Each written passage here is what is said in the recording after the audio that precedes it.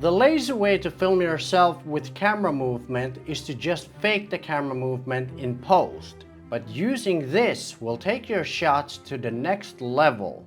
In this video, I will show you how this slider will change the way you film yourself with camera movement.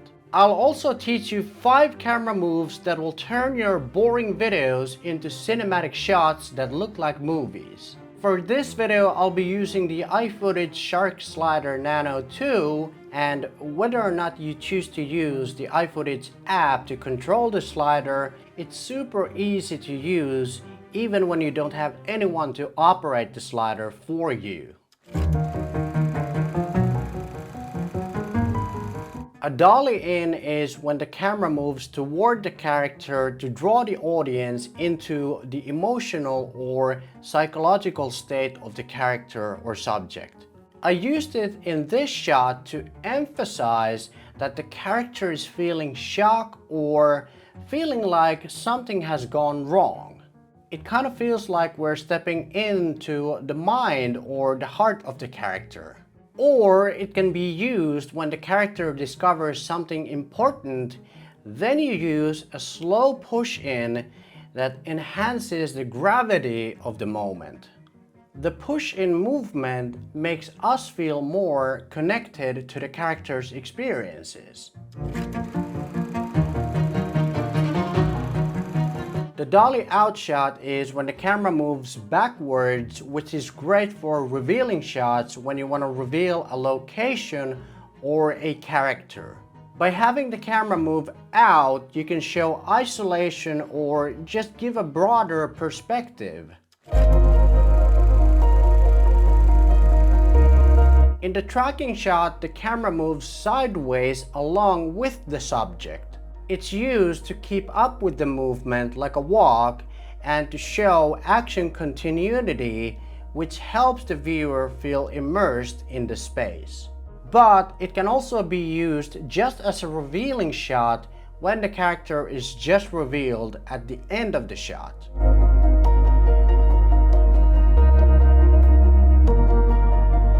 Use foreground to emphasize the camera movement because it makes the movement look larger than it actually is. Just like in the shot where I used my bookshelf as the foreground element. But there's also so many other things that you can use as foreground element, like grass or tree branches, depending on where you're filming.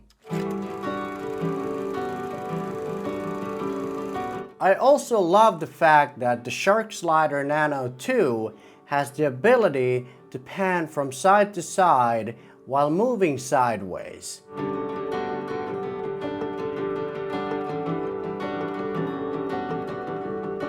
Another interesting feature is that the Nano 2 is made in collaboration with DJI, which means that the slider is compatible with gimbals like the RS2 for example.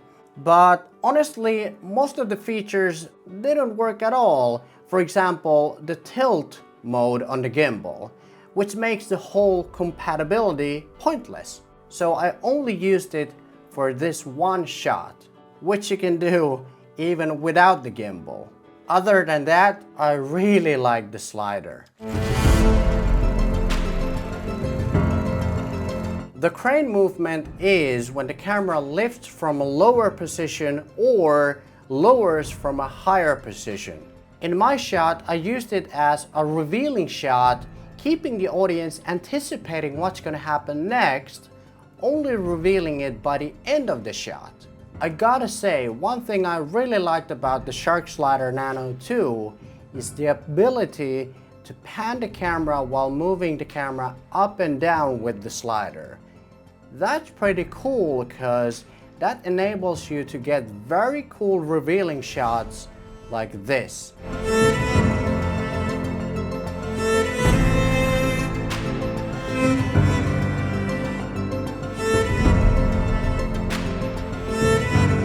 If you found this video helpful and want to learn more, I highly recommend watching this video somewhere here because I think you're going to find it helpful as well. Alright, see you in the next video.